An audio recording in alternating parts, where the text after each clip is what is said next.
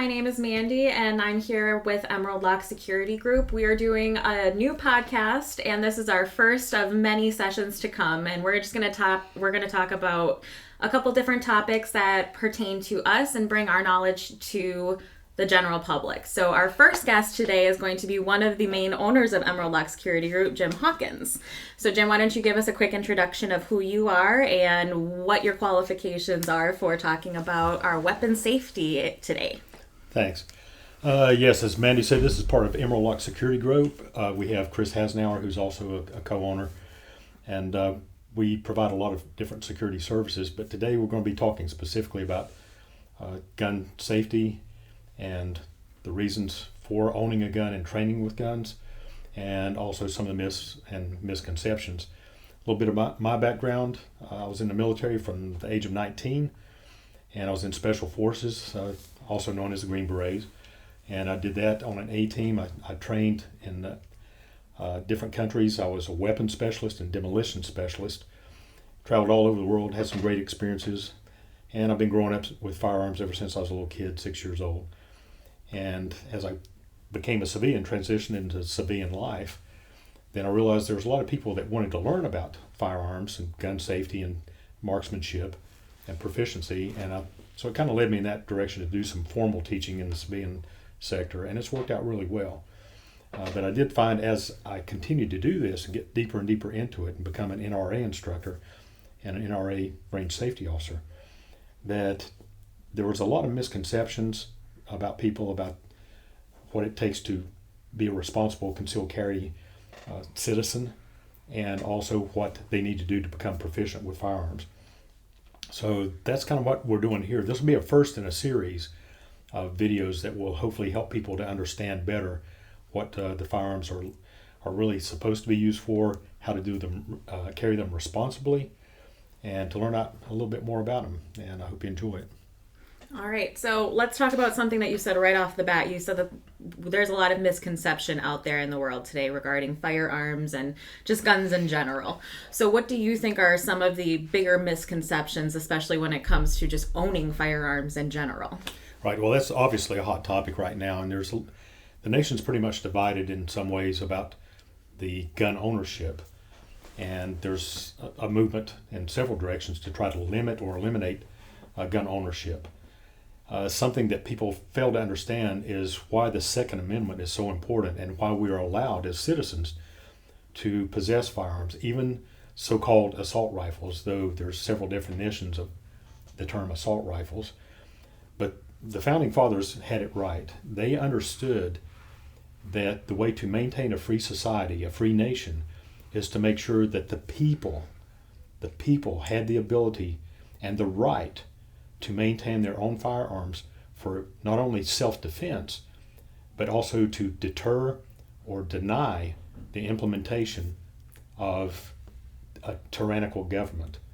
And that's something that people still don't understand completely. They say, why do you need an AR to go hunting with? If you need an AR with 20 rounds, then you shouldn't be out there hunting at all. Well, the Second Amendment wasn't put together because the Founding Fathers were afraid we were going to get overrun by deer. That wasn't anywhere in their concept. They were afraid that a tyrannical government would take hold in our country and the people would have no way to resist. That's what the Second Amendment is for.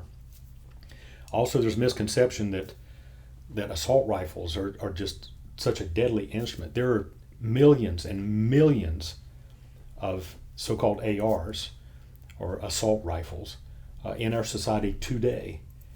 And if you actually look at the stats, I think the last stats I looked at, I believe, were 2019.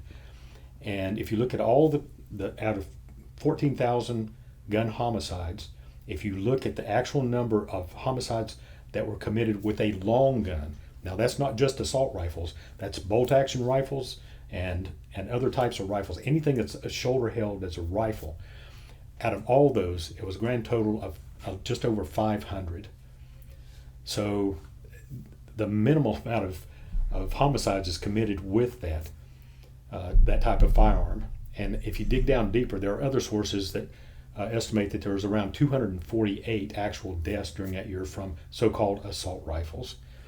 But once they show that scary assault rifle that is nothing more than a semi-automatic rifle that is shaped differently than some other semi-automatic rifles, people just lose their mind. And something that a lot of people still can't grasp the concept of is it's not the guns, it's the culture and the people using them. And if you try to take away the guns from everyone, including law-abiding citizens, which composes the vast majority of gun owners, then you're just opening up all of the law-abiding citizens to the illegal criminals who are going to get the guns anyway because now they know you're unarmed. So that goes into your self-defense mode. So that's one big misconception about weapons and firearms and in particular ARs. So it kind of sounds like a lot of it's uneducation, but it's also just not knowing how to properly handle weapons and how to properly utilize them and have them even in your possession. Right. So safety is going to be an issue here then. So Absolutely. In your mind then, what is weapon safety? Why is that important? Oh, it's the basic element for all of our training. Anyone who owns a firearm, anyone, needs to adhere to safety rules. Because if you don't, it can result in a catastrophic accident.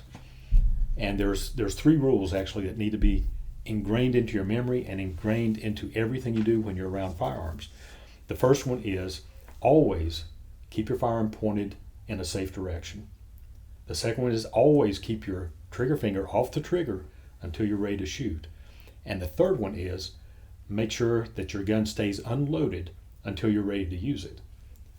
Now, there's a lot of questions. I get a lot of questions when I train people. They say, well, if it's in my nightstand, should I have the magazine and the bullet separate from the gun and load it only when I hear somebody coming through the door? No, that's not what I'm saying. It needs to be ready to use. Same thing if you're carrying it concealed. It needs to be ready to use.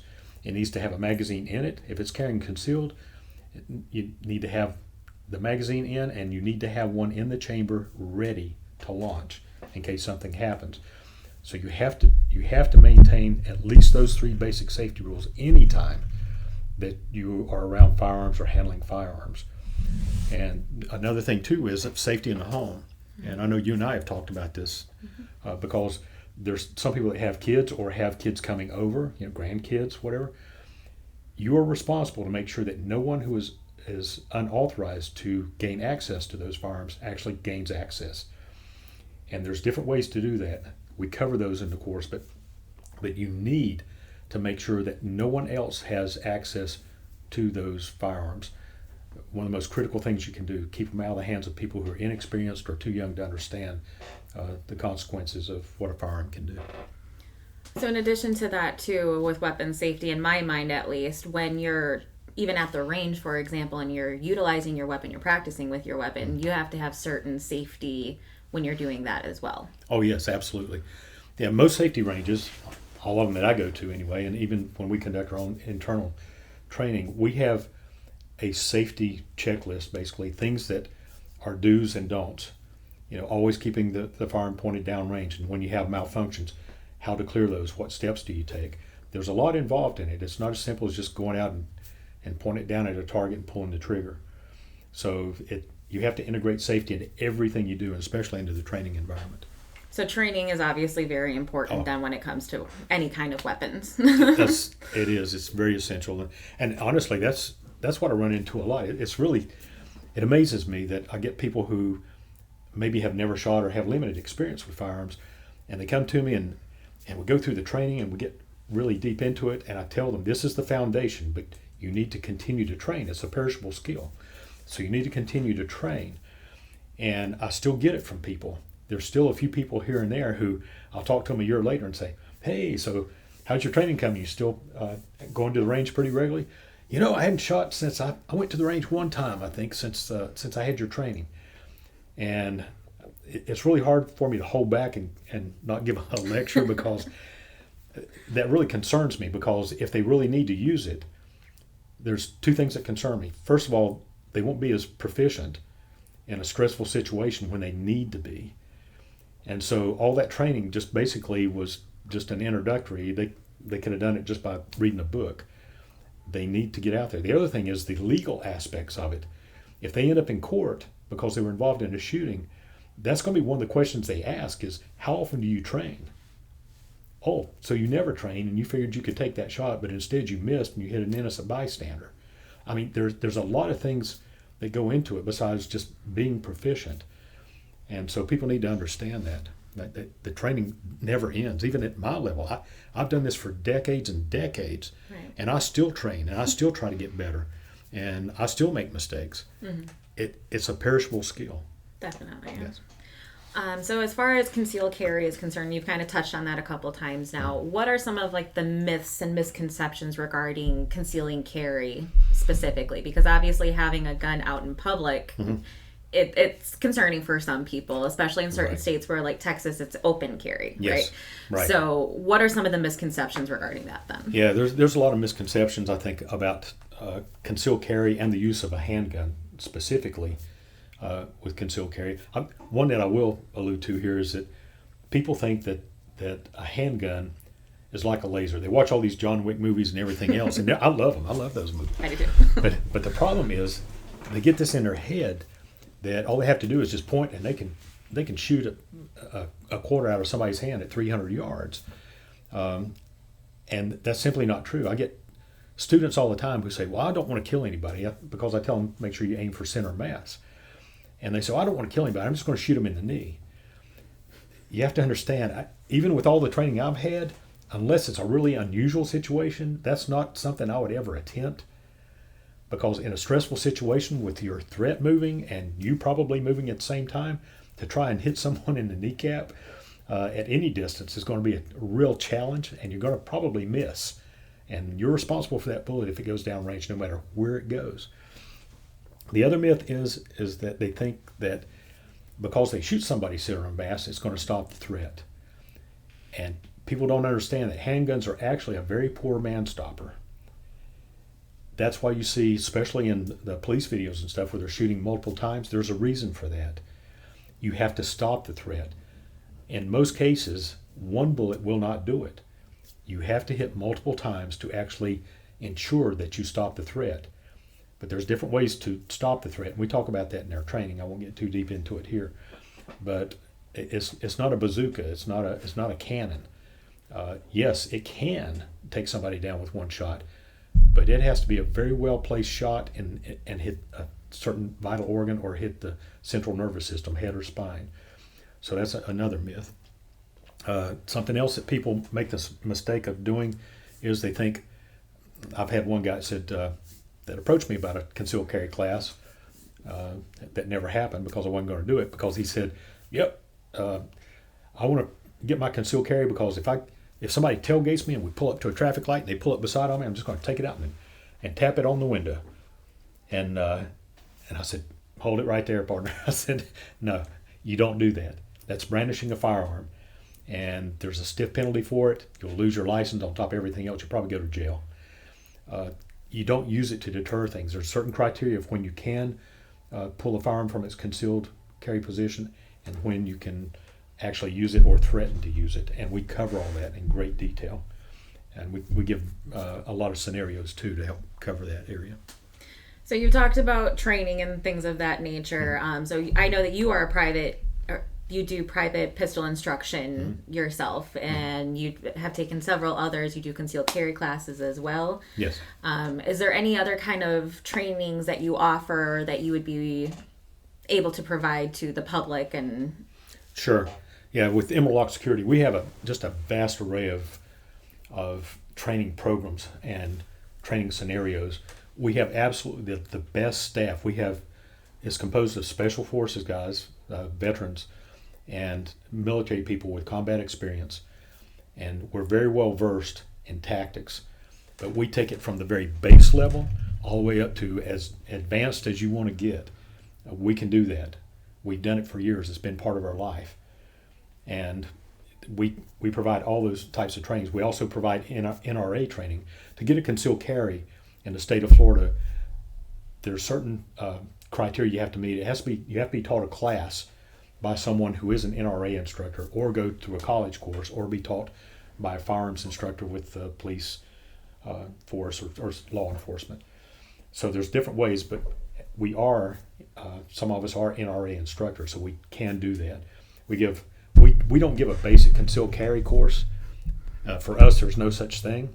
If you want a basic concealed carry course where you go in and somebody says, okay, read these regs and let's shoot one round into that target over there, and yep, I'll sign you off, go apply for your license. We don't do that. We call it concealed carry plus. Everything we do from the basic level is concealed carry plus. We cover a substantial amount of the regulations. In addition to, we get you proficient. At least 50 rounds will be fired downrange. We go through the basic fundamentals of the grip, the aiming, the stance, everything. We get you set up better than any other concealed carry course out here. I'm convinced of that. Nobody does it better than we do. Nobody. All right. Was there anything else you wanted to touch on or convey to the world? The platform. I love this platform. But no, I would suggest you check us out at emeraldlocksecurity.com. Check out our training programs. Contact us. See what we work out. Like I say, we can customize classes for a lot of different things. But if you're really serious about doing this, please, please, please learn the fundamentals, learn the basics, and that's what we teach. Is we teach the basics. If you don't get the basics down and get the fundamentals down, the rest of it is trash. It doesn't matter, how you do in the future. You'll never be as good as you could have been if you don't get the fundamentals down. And so I recommend that once you get started, stay with it. Find somebody that is proficient, even if you don't go with Emerald Lock Security. Find someone who is proficient, has the background to teach you the things you need to know in a professional way and make you proficient with it. Your life may depend on it. The life of your family may depend on it. And legally, you may be in jeopardy if you get into a shooting. You need to have all your ducks in a row. And the only way to do that is have professionals to teach you. Awesome. Well, thank you, Jim. And as a person who's taking your course myself, I really appreciate everything you taught me. And even with my military background, you taught me way more than I ever learned there. So thank you very much for that. All right. And again, visit www.emeraldlocksecurity.com for any additional training, whether it is for concealed carry or any other safety training. We have a lot going on that website. And we look forward to seeing you guys next time. Thank you. Thanks.